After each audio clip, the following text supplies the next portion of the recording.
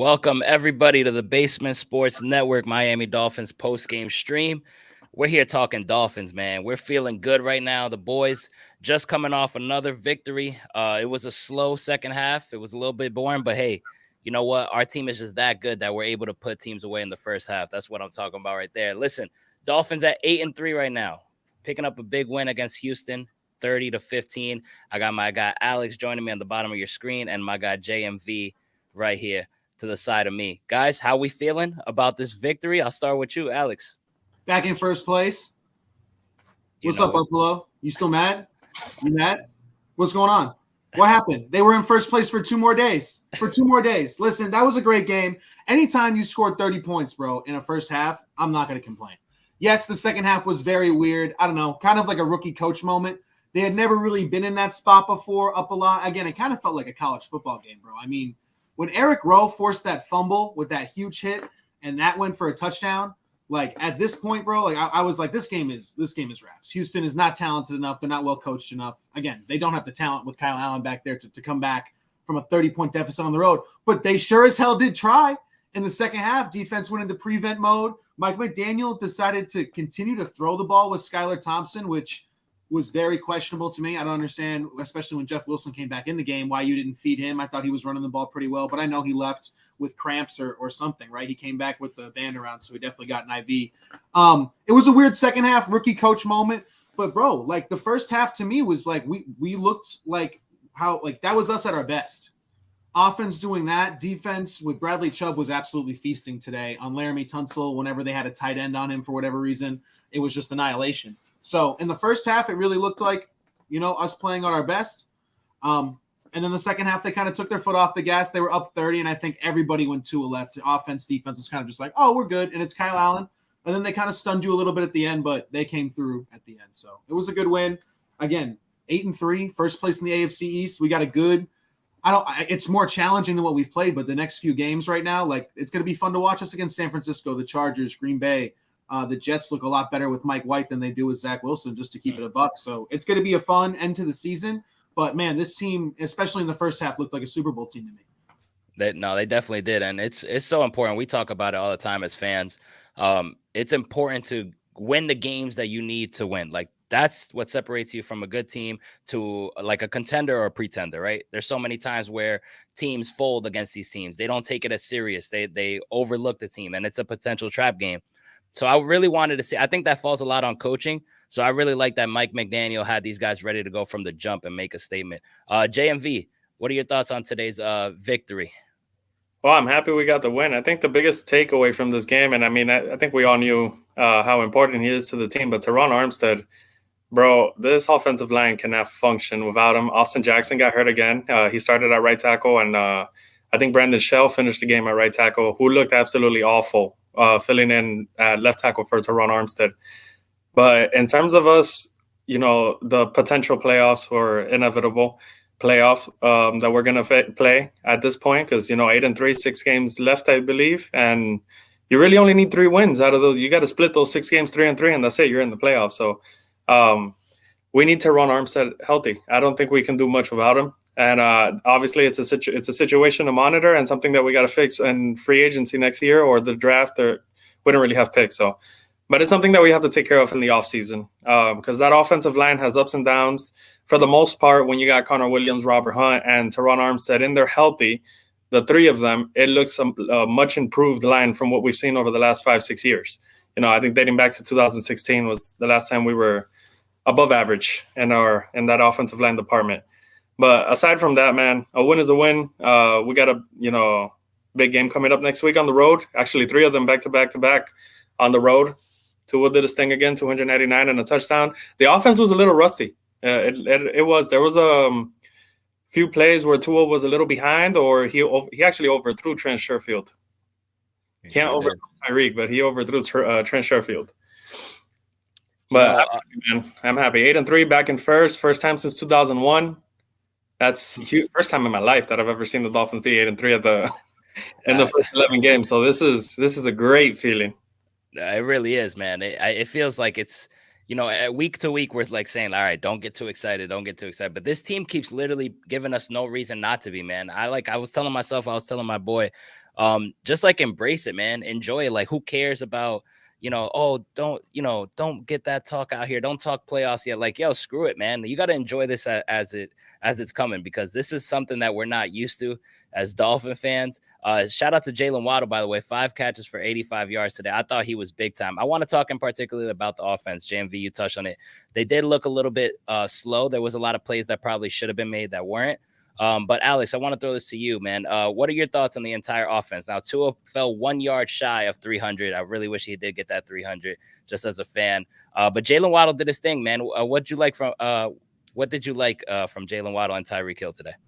Listen, I thought the timing was off between everybody today on offense, and they still absolutely cooked. I mean, like these dudes were, I thought the wide receivers put on a masterclass today of route running and getting open. I mean, a lot of it, as you saw in the broadcast, was, the spacing that they were allowing our receivers because they're so scared of the deep ball. But everybody, River Craycraft had a fantastic game, his best game as a pro. Trent Sherfield continues to impress and be a very reliable receiver who catches damn near everything in his area. He had that one overthrow, obviously, but I don't know, man. Jaylen Waddle had a lot of jump ball opportunities today, and he comes down with a lot of them. That's just not something that I anticipated in his game coming from college or even a lot last year. But dude will go up and get the ball. I mean, he almost got the one from Skyler at the end of the game. He obviously got the big one from Tua earlier. But, man, I just thought that when Armstead was there and Tua was maneuvering the pocket and there wasn't immediate pressure, this offense looked incredible. Everyone was getting to their spots and quickly. Tyreek looked incredible yet again. Jaylen Waddle, though, today was incredible. I mean, we have 2 top 10 receivers in the league. This is the best wide receiver duo in the National Football League. And each week, these guys are going to get 80-plus yards, and one of them is going to get a touchdown. I'm shocked when that doesn't happen, to be completely honest with you.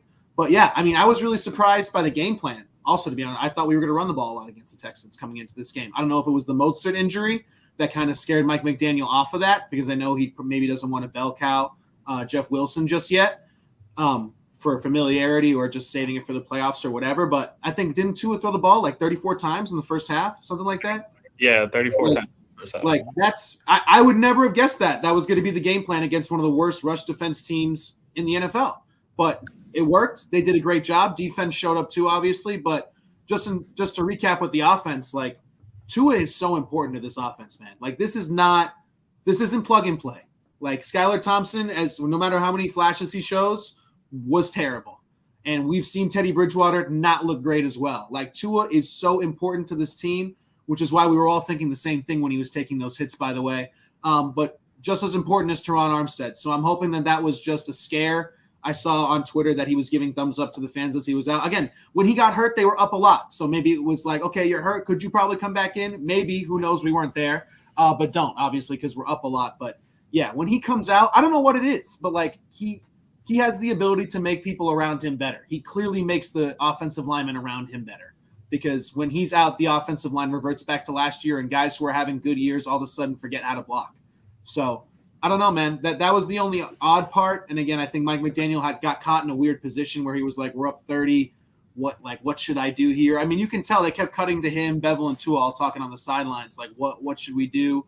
And again, he left them in a drive or two longer than I probably would have done. And it still, at the end, got kind of close. So, I don't know. He's a fantastic offensive mind. He's still got them things to learn. He's a rookie head coach, and I thought we saw that tonight. But, again, 30 points in the first half, I'm really not going to complain about shit, to be completely honest with you. That man is a bucket of ass right there. Still no love for Roberts? Fuck no. Oh man, I love it. I agree with Alex though, what he's saying, man. I really expected this team to kind of get on this team running the ball, because they're last in the league and giving up the most yards for a running back.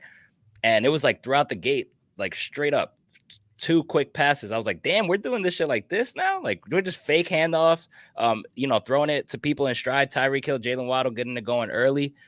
Jeff Wilson only had 39 yards, which was a bit of a shocker to me. He did get into the end zone. I thought that was good. But we talk about the offensive line, in particular, Teron Armstead. So we're just all hoping for the best for him. Tua did get sacked 4 times, and Skyler got sacked 1 time. So 5 sacks allowed by the offensive line and they were doing their thing for quite some time over the last couple of weeks. So it's definitely was a letdown a little bit. But JMV, what do you think about Tua's play in particular? And do you think that Mike McDaniel probably left them too long? What was going through your mind when all these sacks kept piling up? Oh, when I saw that last sack at the end of the half where his back literally got bent backwards, man, that's it. I'm done. I did not want Tua to come back out in the second half with no Teron Armstead. That's just where I stand. 30-0 against they're not even mediocre, man. They're abysmal in Houston. There's no reason for you to have Tua in that game. I wanted him out. I wanted Waddle out and Tyreek out. We have more important things to do. How often do you see, and not like knock on wood and everything, but your top two receivers play 17 games in the season? You're up there 30-0. I'm done. You guys can rest. We got San Francisco coming up, the Chargers after that, Buffalo after that, and then the final 3 games with the Packers, the Patriots, and the Jets. So that's just where I stand with that. But Tua in the first half looked good. He started off good. I think they got comfortable, and he started taking more shots than he traditionally does because he was just throwing that bitch up there in the second quarter. But we're after the bye. Teams usually are rusty when you come after the bye. So I understand trying to keep him in that second half at the beginning, just so you guys can try to get, like the offense as a unit gel and get their timing back, because their timing was off for the majority of that game. They were just a step off. But man, Tua's ability to run that play action and put his entire back to the defense, turn around and know immediately where everybody is supposed to be, and run through his progressions, man, like this, that's impressive. That is impressive, because that man literally a whole second and a half, he is not looking at the defense, turns around and just runs through his progressions in half a second. And 9 times out of 10 or 8 times out of 10, he hits the right guy. That's impressive. That's been his biggest progression, at least for me, coming from year 2 to year 3. No, it's been big time. Jason Sanders didn't miss this game. Yeah, shout out to Jason Sanders. Listen, yeah, just make them when it counts, man. Make them in these meaningful games.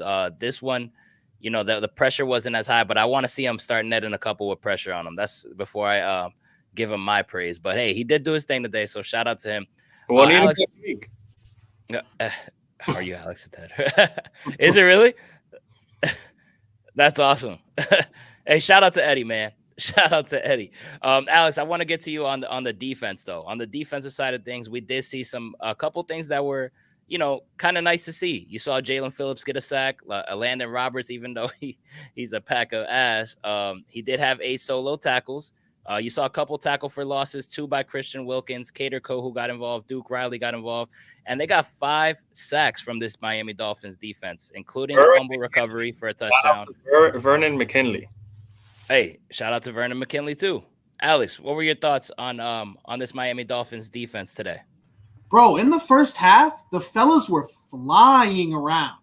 Like big hits, big plays. Defensive line was feasting. Bradley Chubb it wasn't a strip sack, but he just knocked the ball out of Kyle Allen's hands like effortlessly. I mean, like I said, like they were looking at their best. I mean, I was like, I don't think the Texans crossed the 50 until maybe at the end of the second quarter. That might have even been the third quarter when they crossed the 50 for the first time. JB, you've been talking about this rush defense against a very good rookie running back who is one of the better running backs in the league so far this year. Completely shut him down for the most part, especially in the first half. Eric Rowe, I mean, that was a monster hit. That was yeah.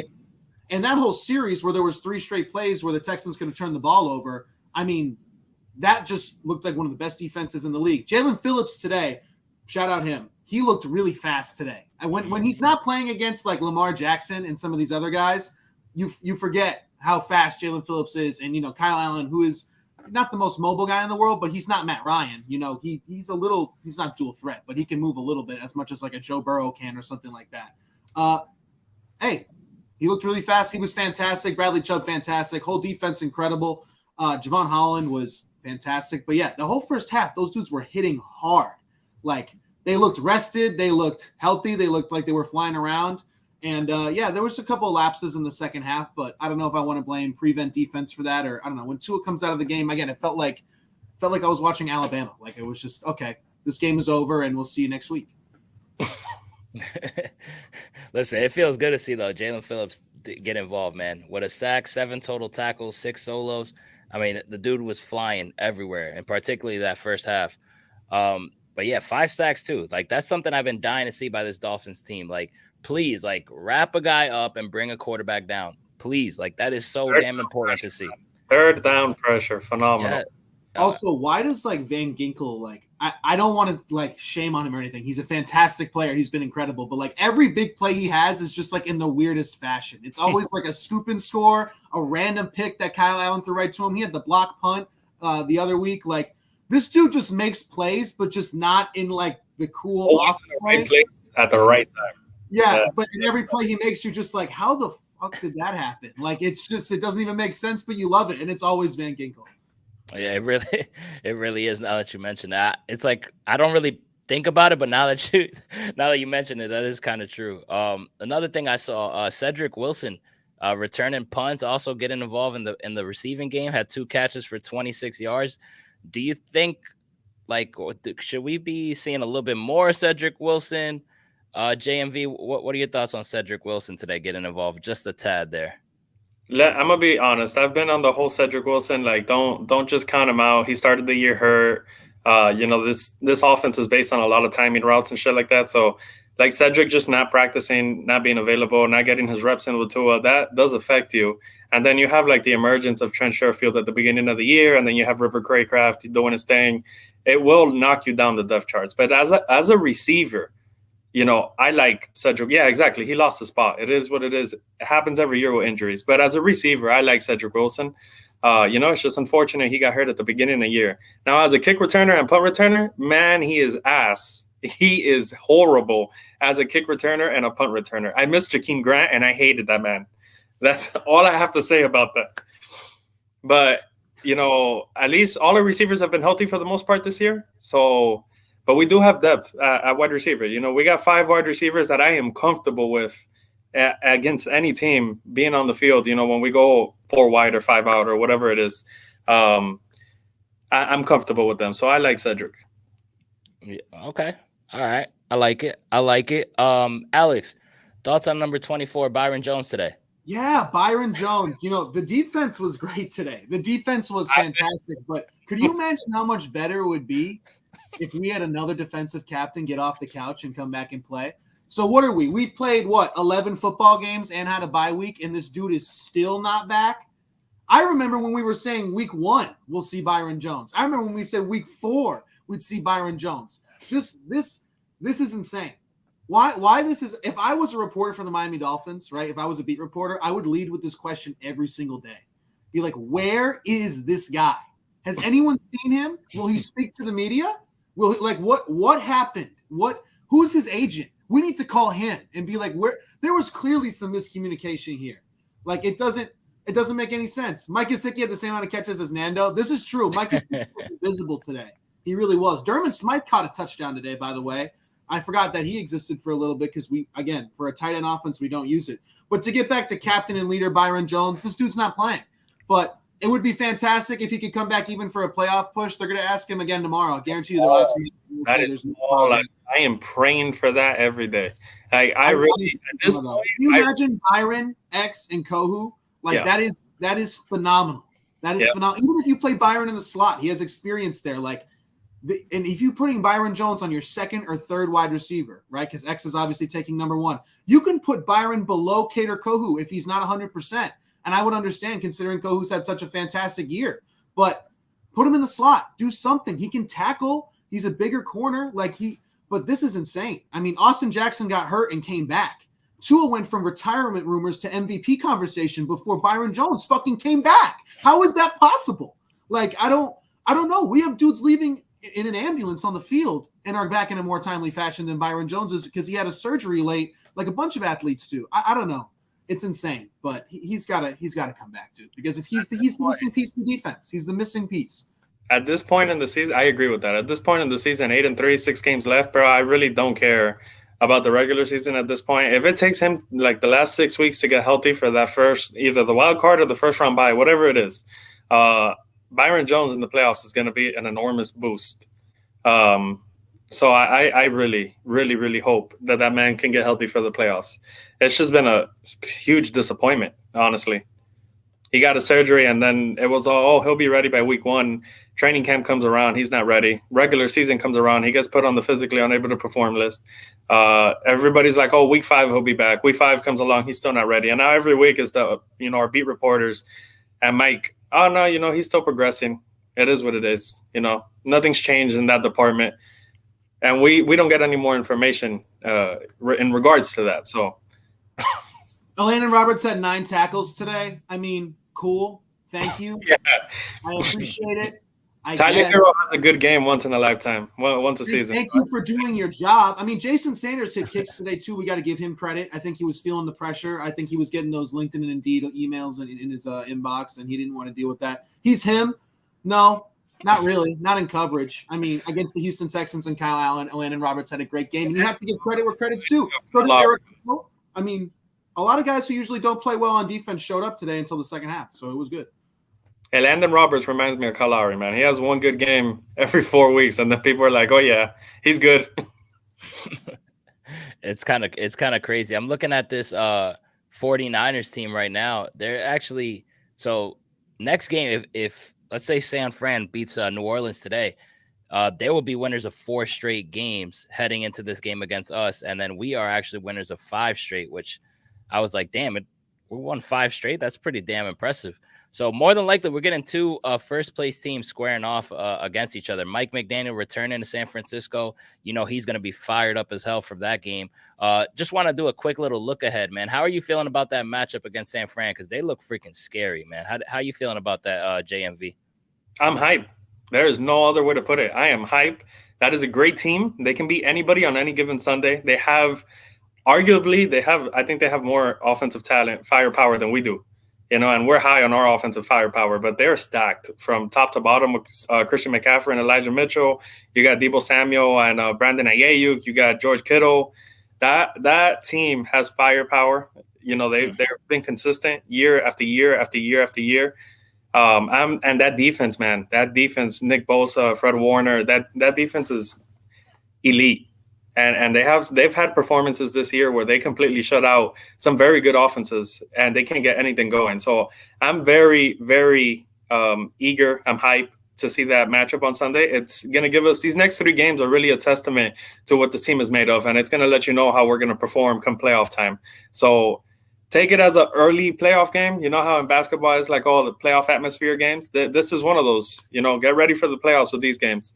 I'm very excited for it. I want to see if we can get pressure on Jimmy Garoppolo, because if you can't get pressure on Jimmy Garoppolo, we're in for a long day. That is true. Alex, what's your thoughts on this game next week against San Francisco? This is gonna be a treat for us, man. Besides the Buffalo games, this is like the game I'm most excited about. This is the one coach who Mike McDaniel isn't immediately walking in with a creative advantage or a witty advantage. You know what I mean? Like, this is the one coach that isn't necessarily going to be surprised to see how fast our offense is moving or how accurate Tua is or how, like, he knows the system. His dad invented the system. Yes, Kyle has put his own spin on it, and Mike McDaniel is certainly putting his own spin on it as well. But, man, like, the Dolphins offense attacks linebackers. San Francisco has good linebackers. That is a good defense. When that defense is playing at their best, they are the best defense in the NFL besides maybe Pittsburgh when they're at their best. Like, this is going to – and you mentioned it. Jimmy Garoppolo, have to get pressure on him. But if you don't, like, you're in a shootout with them with a very good team.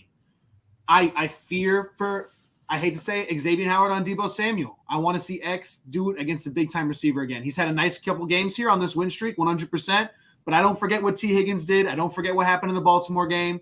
Like, we need to see him lock down Deebo Samuel. These linebackers, bro, against Christian McCaffrey, the same way we attack linebackers, they attack linebackers, right? How are we covering George Kittle? Who are we giving that assignment to? Is Eric Rowe going to handle that by himself? It would be a great time for Byron Jones to get off the fucking couch, bro.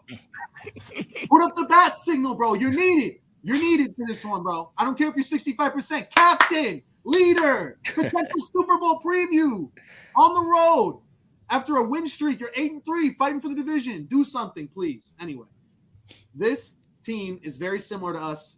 They know how to play. They know how to win their way, and they'll want the game to be dictated on their terms. And you just got to state out the obvious. Go look at Kyle Shanahan's record against former assistants. It's just like Belichick. He owns Sean McVay. He owns Matt LaFleur. We will see how he does against Mike McDaniel, obviously. But I'll put it on the reverse. If we go out there and we don't have to kick San Francisco's ass, but if they beat San Francisco in San Francisco, this is a Super Bowl team. In my opinion, San Francisco is the best team in the NFC. I just think from top down, their roster is the best. And when Jimmy Garoppolo is not playing like a complete idiot, they're going to do it. By the way, as we're saying this, Jacksonville just beat Baltimore. 2-point conversion. Trevor Lawrence just won at home. That's absolutely insane. Terrible loss for Baltimore. Oh my God. They cannot close football games in Baltimore. They can't. And that's like Trevor Lawrence's signature moment right there. But getting back to the San Francisco game, oh my God. Dude, it's going to be when Lamar Jackson is a Detroit Lion next year. Lamar Jackson, not to like sound harsh or anything, but he's been a bucket of ass this season. I am sorry. He has not been his self. He is struggling to pass that football. But I don't want to talk about Baltimore too much because that's not our team. But yeah, man, it's with San Francisco. Christian McCaffrey, I know I've been high on our run defense against traditional run teams, and this is a traditional run team, even though they can get creative with the wide receivers and stuff like that. But Christian McCaffrey, we need to keep him in check. We need to put the ball in Jimmy Garoppolo's hands on 3rd and 7, 3rd and 8, 3rd and long, instead of the 3rd and 2s, 3rd and 3s, 3rd and manageable. Because it will be a long day. And if you tell me it's going to be a shootout, I don't have the Dolphins coming out of this game with the win. This cannot be a shootout. You will not beat San Francisco in a shootout, especially with that defense they got. And I think Fred Warner is the best linebacker in the NFL, personally. Because Micah Parsons is more like a right end to me, even though they have him at outside linebacker. But Fred Warner's a beast. That guy's a beast. And they have sensational linebackers. They have a great scheme. This game cannot be a shootout. You got to keep San Francisco to that 24 points around there because you're not going to keep them under 20. If San Francisco gets over 30, man, we're in for a long day. I'm a little bit scared about that matchup, to be honest with you. But this is why I thought it was very important to win the game against Cleveland and to come out the bye and win this one. Because if we lose the game, we're 8-4. It's really not the end of the world. But you do want to see this team perform, though, especially against a caliber team. How highly we think of San Fran, though. And by the way, the division just by beating Buffalo and Buffalo. Even if we drop this game, you beat the Chargers, you're 9-4. You beat the Bills, you're 10-4. You can still win this division. So. To your credit, to your point, that Cleveland and Houston games were must wins. They were important. The only other thing I'll say about the San Francisco game, like Teron Armstead has to play. If he doesn't play, we're not winning that game. Like, just don't even think it's happening. Like, it's just what it's going to be. 100%. He'll be cheering from the couch just like the rest of us. He's not playing. This game of the year, he won't be there. I genuinely believe though that this could be a Super Bowl preview. Like my name says, this is the best team in the NFL. I think on our best day, how we looked in the first half, that's the best team in the National Football League. I don't think the Kansas City Chiefs can beat us. I think Patrick Mahomes can beat us the way he beats everybody, which is having the ball last. Like that's how I see us losing to Kansas City, not because they're a better team, not because they have more talent or anything like that, right? Like I truly think that this team on its best day, in its best moments, is 100%. Oh my God, Justin Tucker just hit a 67-yard field goal to win the game. No way, he hit Are it. Are you kidding me? No. No, he didn't. I don't. Oh no, he missed. Never mind. Yeah. It looks good. I thought it went through. Oh my God, Jesus Christ, that was a signature win. But yeah, I genuinely think this is a Super Bowl preview because again, I think Philadelphia's a good team. I think they would lose to San Francisco. I don't think anybody trusts the Tampa Bay Buccaneers. Obviously, the Seahawks are a nice story, but they're not. You're not going to the Super Bowl with Geno Smith. Just stop the nonsense. So then you look at Philadelphia, Dallas, who again is so streaky and up and down, and then San Francisco. And I'm going to trust Kyle Shanahan over Mike McCarthy. That's for sure, especially with the talent they got right now. And I don't know, man. Jimmy Garoppolo has weird moments, but he's having a good season despite all the turmoil. And again, I don't think he was given a playbook, they say all the time in San Francisco. He wasn't given the playbook in the offseason. So he's having a good year. Hey, man, I think there's a chance that this could be the Super Bowl preview. I think we're going to have a battle of two out of the probably four most brilliant offensive minds in the game right now. I'd say Reed, Shanahan, McDaniel, McVay, despite the season he's having, are probably the four. And you're going to see a matchup of two of them. And I'm really interested to see if Mike McDaniel has been saving anything for this game. Like crazy ass. Like, if there's a game for trick plays, like that's the only way he's going to be able to trick Kyle Shanahan. Kyle Shanahan taught him everything he knew. He worked in the system, things like that. Is this the game we see some crazy Tyreek Hill stuff in the backfield? I don't know. Like, it could happen. But I'm really excited for this game, man. Outside of the Buffalo games, like, I've been looking at this one for a long time, especially since San Francisco looks fantastic as well. Yeah, and these next 3 matchups, man, they're just all on the road, tough tasks, like pressure being on the road. I love this for this Miami Dolphins team, sitting at 8-3 going into these games. I mean, you got the Super Bowl preview most likely, right? San Fran, like you just mentioned. At the Chargers, everyone talks about Herbert versus Tua. You know, that whole thing. The media is going to stir that up even 10 times more. Oh, they're excited. They're excited for those clicks that week. Trust me. And then at Buffalo, can you beat Buffalo another time? And probably that nets you the division, honestly, more than likely. Like right now, the Dolphins control their own destiny, and that's the way you like. That's all you can ask for. I wouldn't predict it. Like, I wouldn't bet on it or anything, but if the Dolphins go 3-0 in the next 3 games, they're the best team in the league. That would be freaking sick. You go beat San Francisco in San Francisco. You go beat Herbert in LA, even though there's no LA fans in that stadium. And then you go and beat Buffalo in Buffalo and sweep them on the season. I mean, it doesn't get better than that. It really doesn't.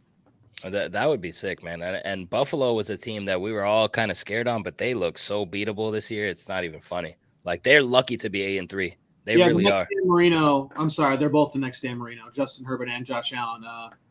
Justin Herbert still can't win football games. Josh Allen leading the league in interceptions. You tell me, though. You tell me why he's already won the MVP. Let's go through this. We got 6 games remaining here, right? Let's go. Let's predict the record in the next 3 and then the final 3. So we got San Fran at LA against the Chargers and then at Buffalo. JMV, what do you think this team would go following those 3 games only first? I'm not gonna give you a win and loss on the next 3 games. I'm gonna just tell you 2-1 is my prediction. I don't care how it happens. I want Buffalo to be one of those 2 wins, but 2-1 is what I'm shooting for. I think 3-0 is asking a lot with that stretch, but obviously I'll take 3-0. And then the Packers, we should absolutely kill the Packers in Miami. New England scares me because I don't know how the weather is going to look in a January game in Foxborough. Like, if that game, a blizzard like there was last year, I don't know if you guys remember that Patriots and Bills game. That type of weather conditions is horrible, and I don't know if we're going to be able to sustain that because our ground game hasn't really been what we expected it to be from a Mike McDaniel offense.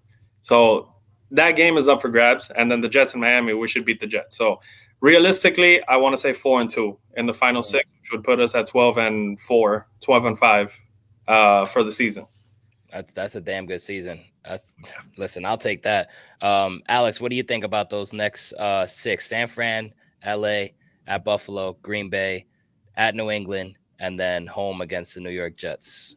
I'm with JMV. I think it's going to be 4-2. I'll even go out there and say I think it could be 5-1. The one that I think they're going to drop, to be honest with you, is I think it's going to be San Francisco just because of Shanahan's record versus assistants going to there. This team, not necessarily due for a loss, but they're on a win streak. They all come to an end, right? But I'll tell you this, if they beat San Francisco and they beat the Chargers, they're not going to lose to Buffalo and Buffalo. Like, this is Josh Allen. At the beginning of the year, I would have never, ever told you we're beating Buffalo and Buffalo. So I want to preface this by saying it. But the way that Josh Allen is playing right now, this team, they would not beat us. He is playing worse now than he did the first time we saw him when they ran 90 plays and weren't able to do anything. This defense is a lot better than the last time we saw them. This offense, to be honest with you, is a lot better since the last time we saw them. And Von Miller is not going to be playing in that game most likely, True. Right? Like, I don't know, man. Tre'Davious White is trying to come back. Jordan Poyer's not having that great of a year, bro. He's really not. Matt Milano's having a fantastic year. But, like, outside of that defense is not necessarily living up to the hype. And Allen, whether it's the injury, whether it's without Brian Daboll, and I was saying it all in the offseason, it's hard to replace a guy like that, man. Like, Brian Daboll is a very good NFL head coach right now. How good of an offensive coordinator do you think he was? Like, and I think Ken Dorsey's doing a good job. Buffalo's not a bad team by any stretch of the imagination, but nobody's fooled by Buffalo's game plan anymore. There's no trickery to it. Everyone knows what they're trying to do. They're trying to get the ball to Diggs. They're not going to run the ball that much. And recently they've started to run the ball because, quite frankly, Allen has sucked. So they've had really no other choice. And I think now teams are going to adjust to that and start game planning for Devin Singletary, and we'll see how Allen adjusts again. I don't want to take anything away from him from the throw he made on Thanksgiving, obviously. It was incredible. But they were in a dogfight, man, with Detroit. Like, What does that tell you? He's missing easy stuff again. He's looking like rookie year Josh Allen. I'm not trying to pile on to the Buffalo fans who enjoyed having first place for another 2 days. Ain't that right? Ain't that right, Buffalo? Another 2 days, but right back on the banner. Get the hell out of here, man. But I think injury has a lot to do with Josh Allen's struggles lately, but I agree he has not looked the same, and I do agree that the loss of Brian Daboll is playing a part of it, and the lack of run game for Josh Allen's entire tenure in Buffalo is teams will scheme up to what you do, and Buffalo is just a pass-heavy team. It is what it is, and he takes a lot of shots, so the lack of run game is hurting them. Yeah, they're banged up on defense and all of that. The biggest thing when we play Buffalo in Buffalo, Josh Allen will give you some balls. And pause, but he will put some up there for you to grab, and you need to come down with them. When Miami, it was I think 5 or 6 drop picks. You can't have 6 drop picks in Buffalo. You gotta come down with 2 or 3 of those. Get your offense back on the field and hopefully take advantage of it and capitalize off of his turnovers. But that's going to be very important when we play Buffalo and Buffalo. But again, that's looking 3 weeks into the future. We got San Francisco coming up. That's the one game we should be worried about right now. That is true. That is true. Just having a little bit of fun here, though. If we go, let's say we go 3-3, right? Let's say we drop a game, San Fran, we drop Buffalo, and we drop at New England. Does this change how you guys feel about this team going forward in the playoffs if we finish 3-3 over the last 6, Alex? No, but we're not going to drop to New England. I'm not scared of them anymore, man. That team's not good. Like I have to give credit to Bill Belichick. I don't know how this New England defense is doing what it's doing, but this isn't good. Like, they're not a good team. And Tua owns them, to be just completely honest with you. I don't know what it is, but he proved it at the beginning of the season, and I guess that was his worst game of the season so far, right, which was the first game of the year in this new offense. It's in New England, unless the weather is like, oh, my God, it's a freaking monsoon outside. I'd be concerned about it. My one worry. It's not New England. It's not their team. It's a credit to Bill Belichick. We've always said it. He's a phenomenal defensive mind, and he's great at disguising coverage. He's probably the best in the NFL at disguising coverage at this point, with his track record. But that team does not, on paper, does not worry me. It's the weather in January. That's my one concern. So that's why I say when it comes to New England, we'll see when that week comes and what the weather's looking like. Because if it is terrible weather and we have to run the ball consistently, I don't know how that game's going to turn out. I trust New England's rush offense over Miami's at that point. So we'll see. The weather's the one thing. Here's what I'll say, though, about the last 6 games in general. None of these games are easy games. None of them. Oh, yeah. No. Every single one is beyond a legitimate game. Like, this is, you can make an argument that they're going to, like, as much as we can make an argument they're going to win each game, there's an argument for reasons why they could lose each game. I think they need to, at this point of the season, I would like to see them host a playoff game, to be completely honest with you. I want them to win this division. And I wouldn't have told you that at the beginning of the year. But when you're 8-3 with 6 games left and you've already beaten Buffalo, I mean, listen, man, it's just how I think they should finish the season. If they want to go all the way like this, if Tua wants to be in the MVP conversation, Tyreek having the season he's having, all this stuff, win the division, especially if Josh Allen's going to continue to play this way. Or if Buffalo, they're not necessarily figured out, but if they're just not going to be the team that people thought they were going to be. The Jets, by the way, I pick on the Jets all the time, but Zach Wilson's gone. Mike White is here. And Mike White isn't necessarily an all-star quarterback, but he knows how to play the position. And, like, you can win games doing that. They looked fantastic today. That defense isn't going away. And if the Jets catch a second wind here because of a quarterback change and a spark, like, they're not a slouch team. They can absolutely get into the playoffs, and the AFC East could very well send 3 teams. It wouldn't surprise me if they got the last seed, and we're hosting that game against them. Like, you got to go out there that last week of the year, Mike White, whoever it is, and you got to go out there and make a statement that you're not just better than the Jets, but you're a lot better than the Jets. The AFC East can host all 4 teams. Absolutely. There's a route where all 4 teams make it. So just to add on to what Alex just said, these last 6 games, take it how you want it, however you think about New England and however you think about the Jets and the Packers. When the Packers are actually executing their offense, you're talking about 6, playoff caliber teams. However you want to talk about the Packers, when they are executing their offense, you're talking about 6 playoff games. So yeah, none of these games are going to be easy, and it's going to be fun. These are the 6 games we've been waiting for the entire year. We knew this 5-game stretch was a bucket of ass, and you just had to take care of business in these 5 games. These 6 games now, we're 8-3. We did exactly what the 3 of us on the panel expected us to do. When we were breaking down the schedule at the beginning of the year, we had 7-3 going into the bye, and then 8-3 after the Texans. This is exactly what we wanted. We got it. Final 6 games. This will show us what the team is made of. Absolutely. We did go through that. We kind of nailed it on the head with that. But yeah, these are 6 playoff teams. Yeah, I agree with you, man. Even Green Bay, like when you have Aaron Rodgers back there under center, I don't care what the record is. Like you got to take that team serious. Like, so that's 6 playoff games. This is what it's all about, man. This is where we really get to find out what this Miami Dolphins team is all about. For sure. I think this is shut up.